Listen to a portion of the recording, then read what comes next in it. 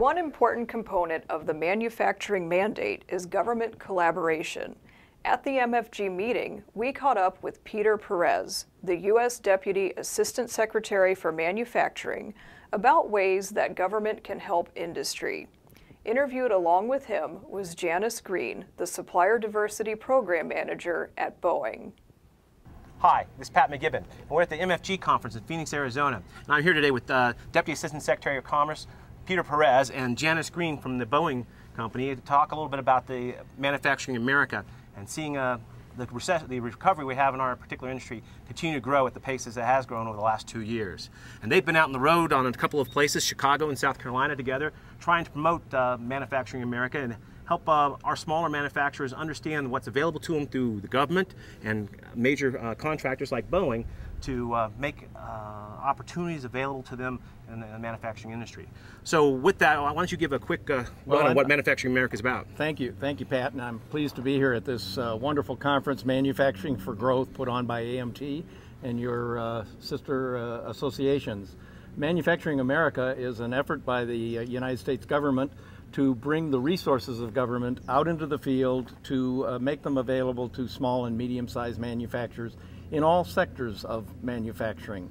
Our first Manufacture America was in Pittsburgh in September, followed up by Chicago in October and South Carolina in December. And we're starting them up again in 2011. We'll be in the Bay Area of San Francisco in March, followed by Kentucky and Ohio in April, and Michigan in June. We're also working on a very specific sector focus on medical devices and also for aerospace suppliers. We'll be in Wichita, which is an important place where Janice and our Boeing associates do a lot of business. And it's great to have Janice here because she participated in 2 of the 3 Manufacturing America events, and I'm thrilled that she could join me here in warm, balmy Arizona for today's meeting. Janice, I understand that your participation in this has kind of been a little bit of self-promotion in that you're a part of Boeing that's looking to grow the supplier base. But stepping back for just a second, having been in South Carolina and Chicago, how would you, as a person from the manufacturing industry, rate the audience and how well the material went over with the group? I think it went over relatively well. I think part of what I do is work in the small, medium enterprises, that base, and make sure that they have opportunity to be introduced to the Boeing company.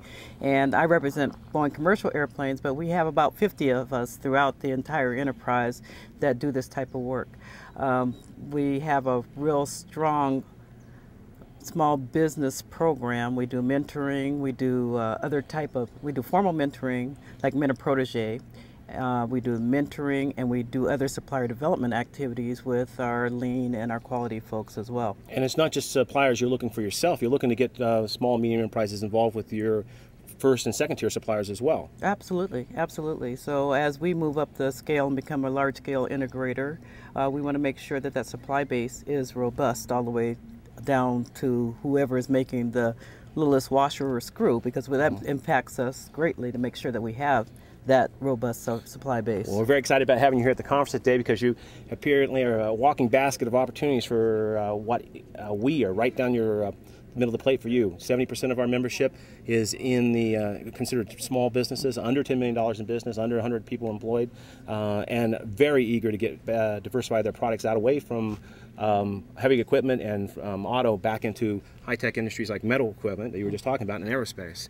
So it's a great opportunity. Now, as you've been through the conference over the last a couple of hours, actually, and you've seen a couple of our speakers, and got a chance to meet some of the people here, what's your sense of the conference? Well, there's a tremendous amount of excitement, Pat, going on here today. I think it was captured for me in the tremendous video that talked about Centerpoint, the small Pennsylvania company that pioneered in some of the drilling equipment that was able to rescue the 33 Chilean miners.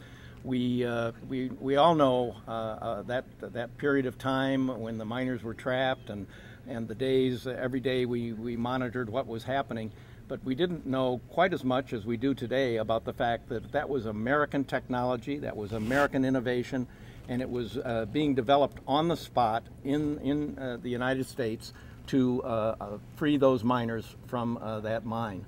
So American innovation, which is renowned throughout the world, we continue to be the world's innovators in terms of patents. Once again, that innovation came through and saved lives. And you're right, it was very inspirational. In fact, I'd have to say that yesterday with Brokaw's newscast on manufacturing skilled workers being developed by the people who need them because the system is broken was equally inspirational. Now, speaking of finding people, I mean, that's probably been one of the sidelines you've been trying to work the Manufacturing America road trip for. Has it been successful for you? Have you found and met a large number of people who want to move into the Boeing family that you haven't met before? We have. We met a lot of people that are interested. We lay out the requirements, and they take a look. They sign up with our company on the website, and we look at what their capabilities and capacity are. And so there's been a lot of back and forth, and a lot of the auto manufacturers want to move into aerospace, and there's a big, there's a big question there, and they want to know what the requirements are, what they have to meet, and we're providing them that information. Absolutely. I mean, we were talking about our own membership who auto-centric in Michigan and now getting some aerospace activity up there because of the precision work they've done for the auto industry. Everybody wants to diversify their markets, both by industry and geographically, and I know that's a key point for the Commerce Department to try to help us get overseas as well. Absolutely. The Boeing and the aerospace sector are the largest exporters of our country, and they create the largest trade surplus in our economy. So aerospace, it leads the way in the export initiatives that we're implementing in the Commerce Department and throughout the country. The National Export Initiative is the most important priority of President Obama as we try to put people back to work and grow our presence in the world market. You know, we've done a fairly poor job of focusing on exports because we've had such a robust domestic economy. About 11% of our GDP was concentrated in exports in 2008. Because of the National Export Initiative and the fact that the President has made it such a top priority, in the last year, 2010, our exports represented about 12.5% of our GDP. And that sounds like great growth. In fact, it was half of the GDP improvement that we realized last year.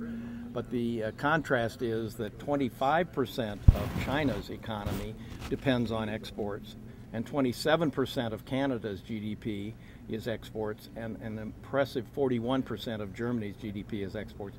So we have a lot of opportunity if we can orient our manufacturers that have this world technology, this world-class innovation ability, if we can orient them to the opportunities that exist in the rest of the world. And, 95% of the consumers live outside our country, and they want products that say, made in America. And it's not just promoting our products overseas. I know that at least a third of the National Export Initiative is reducing or eliminating obstacles that people make high-tech products like Boeing and people in our machine tool industry have high-precision machines face on a regular basis. Obstacles like export control issues and some of the regulations that we face. And I know your office is involved in gathering information about that on a regular basis. Absolutely, Pat. That's an important area. President Obama, in the last few months, outlined his goals of reducing and simplifying export controls. If you think about export controls, you think back to the Cold War. Well, that was 50 years ago, and it's time now to review those controls, because often the parts that are controlled are things that you can procure in other parts of the world with no licenses, with no registrations. And so there's many real-world simple steps we can take to expand our exports in that area.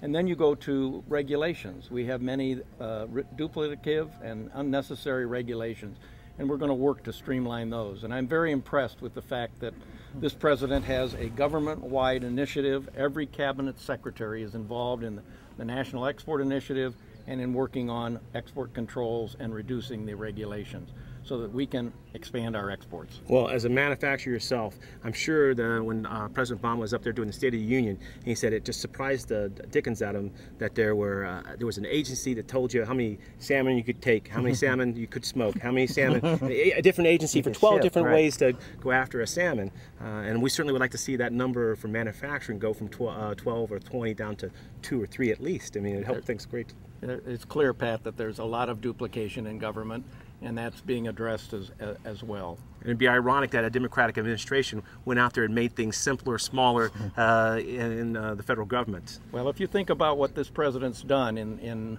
his 2 years, and more specifically since that incredible shellacking that where he coined that. He may not have coined the word, but he used it, and everybody remembers it. When you think about our new Chief of Staff, Secretary Daley, who comes from a business background and was the former head of the Department of Commerce, and all of these initiatives that have been put in place in the last few months, there's no question that the president's focus is on business and exports and jobs, and your manufacturers, your industries employ people and will help us move the economy forward and put millions of people back to work. So we thank you for being a part of this important winter meeting involving over 700 people.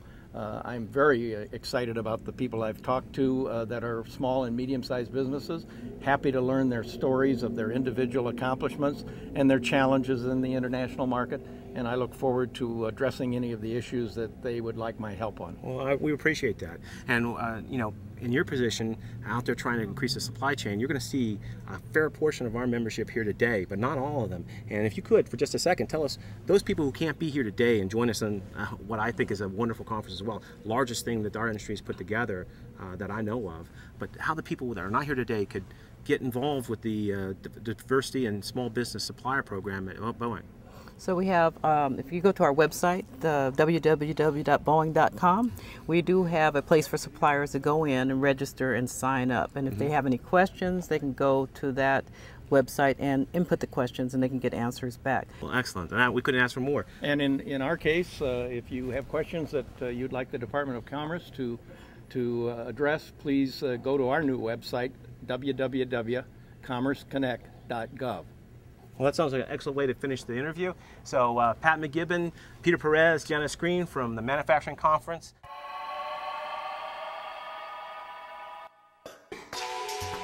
How does American manufacturing move forward in the next decade? We believe that collaboration and innovation are the keys.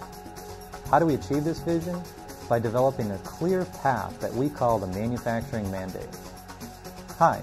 I'm Doug Woods, President of IMT, the Association for Manufacturing Technology, and we're calling for a federal policy of collaboration between government, industry, and academia. This federal policy would incentivize innovation in R&D in new products and manufacturing technologies. It would assure the availability of capital, increase our global competitiveness while minimizing structural cost burdens, enhancing collaboration, and training a better educated smart force. The United States currently lags behind our trading partners in the fields we should be dominating in. That's because we operate in a business and regulatory environment that thwarts our progress. If we don't redirect our government policy and resources to focus on innovation and R&D, there will be more missed opportunities for American technological leadership, and our citizens will ultimately suffer. It is possible for government, industry, and our academic communities to work together, utilizing an infrastructure that's already in place to revitalize our manufacturing sector and promote real economic growth.